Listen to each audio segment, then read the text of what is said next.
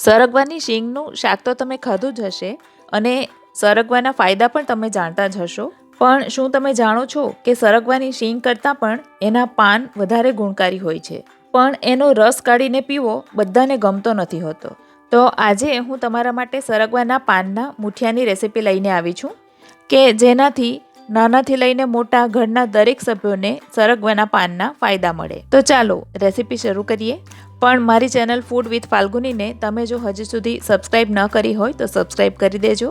તો સૌથી પહેલાં તો મેં સરગવાના ઝાડ પરથી સરગવાની ડાળીઓ થોડી તોડી લીધી છે અને પહેલાં આપણે આ રીતે એના પાન અલગ કરી લઈશું, કારણ કે મૂઠિયા આપણે માત્ર એના પાનમાંથી બનાવીશું.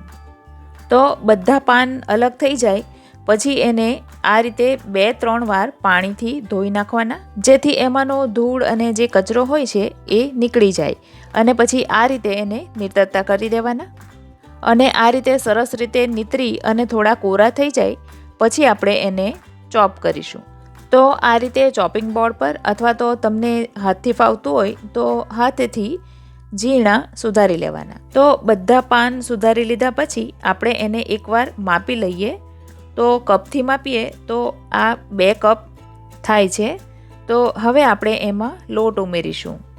તો સૌથી પહેલાં મેં 1 કપ બેસન લીધો છે. જે કપથી પાન માપ્યા એ જ કપ ભરીને 1 કપ બેસન લીધો છે. જે રેગ્યુલર ઝીણો બેસન આવે છે આ એ જ છે. અને બેસનને ચાળી લીધા પછી હવે આપણે લઈશું અડધો કપ ચોખાનો લોટ. તો જેટલો આપણે બેસન લઈએ એના કરતાં અડધો ચોખાનો લોટ લેવાનો અને એને પણ આપણે ચાળી લઈશું. ચોખાનો લોટ ઉમેરવાથી મૂઠિયા ઉપરથી એકદમ ક્રિસ્પી અને અંદરથી એકદમ સોફ્ટ થશે. તો લોટ ઉમેર્યા પછી આપણે પહેલાં બધું મિક્સ કરીને જોઈ લઈએ. તો પાનના પ્રમાણમાં હજી મને લોટ થોડા ઓછા લાગે છે, તો મેં ફરી પાછો અડધો કપ બેસન અને 5 કપ ચોખાનો લોટ ઉમેર્યો છે.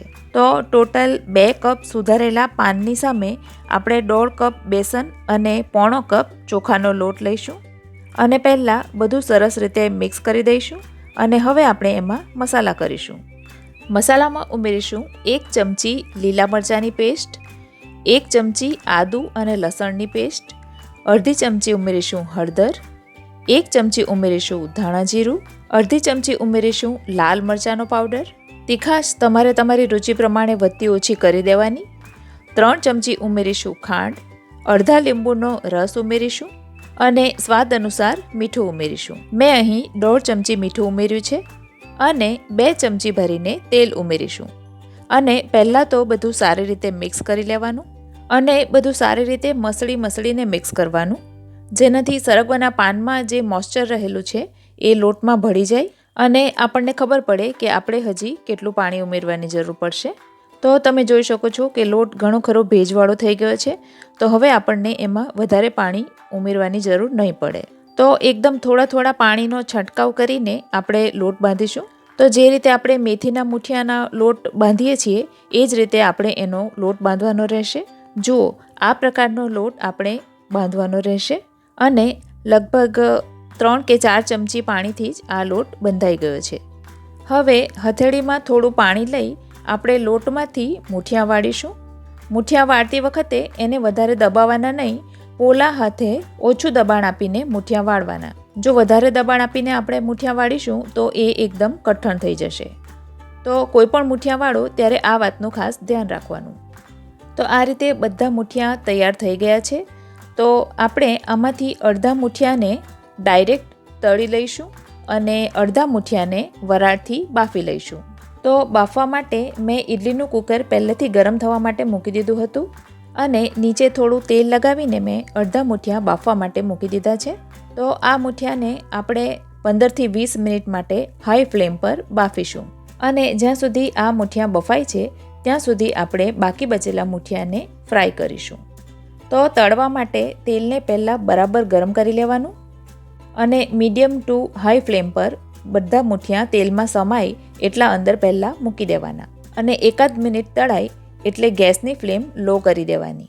આપણે કાચા મૂઠિયા ડાયરેક્ટ તળીએ છીએ તો જો હાઈ ફ્લેમ પર આપણે તળીશું તો ઉપરથી બળી જશે અને અંદરથી કાચા રહેશે. એટલે લો ફ્લેમ પર ધીમે ધીમે એને તળાવવા દેવાના. અને વચ્ચે વચ્ચે ઉપર નીચે કરતા રહેવાનું. ફ્રેન્ડ્સ, સરગવાની શીંગના પાન એટલા બધા ગુણકારી હોય છે કે જેને હું વિસ્તારથી જણાવું ને તો અડધા કલાકનો વિડીયો પણ ઓછો પડે. તો એકદમ શોર્ટમાં હું તમને બતાવી દઉં કે સરગવાની શીંગના પાનમાંથી આપણને protein, vitamin B6, vitamin E, vitamin C, vitamin A, iron, magnesium, potassium, phosphorus, zinc અને કેલ્શિયમ મળે છે. એમાં લીંબુ કરતાં પણ વધારે વિટામિન C હોય છે અને દૂધ કરતાં 4 ગણું વધારે કેલ્શિયમ અને 2 ગણું વધારે પ્રોટીન મળે છે. અને સરગવાના પાનનું નિયમિત સેવન કરવાથી દાંત અને હાડકાં મજબૂત થાય છે, માથાનો દુખાવો દૂર થાય છે, આપણી રોગપ્રતિકારક શક્તિ વધે છે, પેટની સમસ્યાઓ હોય તો એ દૂર થાય છે, વાળ માટે તો એ ખૂબ જ ગુણકારી છે, કોલેસ્ટ્રોલ અને સુગર લેવલને ઓછું કરે છે અને હાઈ બ્લડ પ્રેશરમાં પણ ખૂબ જ ફાયદાકારક છે. તો 5 થી 7 મિનિટમાં આપણા મૂઠિયા તળાઈને તૈયાર થઈ ગયા છે. તો હવે આપણે એને એક પ્લેટમાં કાઢી લઈશું. તો બહારથી એકદમ ક્રિસ્પી અને અંદરથી એકદમ નરમ એવા આપણા મૂઠિયા તળાઈને તૈયાર થઈ ગયા છે. અને સ્વાદમાં એ એટલા ટેસ્ટી લાગે છે કે કોઈ કહી પણ નહીં શકે કે આ સરગવાના પાનમાંથી બન્યા છે. તો લગભગ 20 મિનિટ થઈ ગઈ છે અને આપણે જે બાફવા મૂક્યા હતા એ મૂઠિયા પણ બફાઈને તૈયાર થઈ ગયા છે. તો હવે એને આપણે બહાર કાઢી લઈશું અને થોડા ઠંડા થાય એટલે એને 3 ટુકડામાં ડિવાઈડ કરી દઈશું. અને ટુકડા થઈ ગયા પછી આપણે એનો સરસ વઘાર કરી લઈશું. તો વઘાર કરવા માટે એક પેનમાં મેં 2 મોટી ચમચી જેટલું તેલ લીધું છે અને તેલ ગરમ થાય એટલે આપણે એમાં અડધી ચમચી રાઈ ઉમેરીશું. બધી રાઈને સરસ રીતે ફૂટવા દેવાની અને રાઈ ફૂટીને બહાર નહીં આવી જાય એના માટે મેં અત્યારે ઢાંકણ ઢાંકી દીધું છે. અને રાઈ સરસ રીતે ફૂટી જાય પછી આપણે એમાં 2 મોટી ચમચી ભરીને તલ ઉમેરીશું અને સાથે જ અડધી ચમચી હિંગ પણ ઉમેરી દેવાની. હિંગનો વિડીયો લેવાનો ફ્રેન્ડ્સ હું ચૂકી ગઈ છું, તો તમે આ સમયે હિંગ પણ ઉમેરી દેજો. અને ત્યાર પછી બધા મૂઠિયા આપણે એની અંદર ઉમેરી દઈશું અને સરસ રીતે મિક્સ કરી દઈશું. અને મિક્સ કર્યા પછી મીડિયમ આંચ પર 1-2 મિનિટ સુધી થવા દઈશું. તો આ બાફીને વઘારેલા મૂઠિયા પણ બનીને તૈયાર છે. બંને પ્રકારના મૂઠિયા ફ્રેન્ડ્સ એટલા ટેસ્ટી લાગે છે કે મારા કહેવાથી એકવાર આ રેસીપી તમે જરૂરથી ટ્રાય કરજો. અને તમે એને ટોમેટો કેચઅપ, કોથમીરની ચટણી કે પછી ચા સાથે પણ ખાઈ શકો છો. તો મારી આ સ્વાદ અને ગુણથી ભરેલી રેસીપી તમને કેવી લાગી મને કમેન્ટ કરીને જરૂરથી જણાવજો. વિડીયો ગમે તો લાઈક કરજો અને તમારા ફ્રેન્ડ સર્કલમાં શેર કરજો. તો ફરી મળીશું આવી જ એક નવી રેસીપી સાથે. ત્યાં સુધી મને રજા આપો. આવજો.